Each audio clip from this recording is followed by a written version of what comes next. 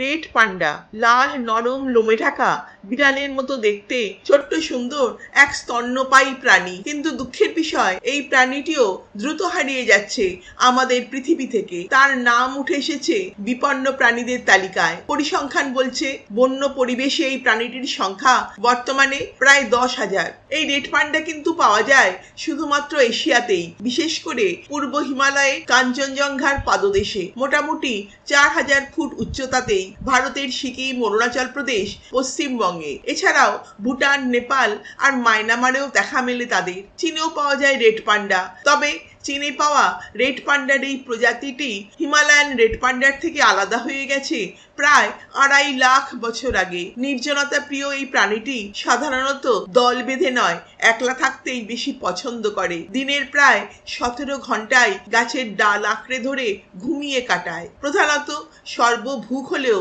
তাদের সবচেয়ে প্রিয় খাবার হলো বাঁশের কচি পাতা আর তার নরম ডগা।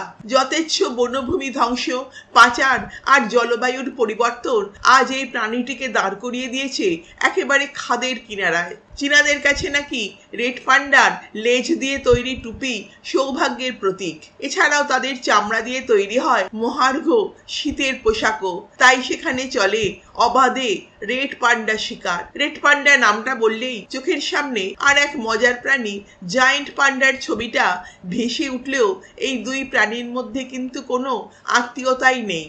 জায়ান্ট পান্ডা ভালুক প্রজাতি, আর রেড পান্ডার সঙ্গে বেশি মিল রাকুন, উইজেল আর স্কাঙ্কদের। তবে এক প্রজাতির না হলেও দুজনের নামের সঙ্গে পান্ডা কথাটা যুক্ত কেন?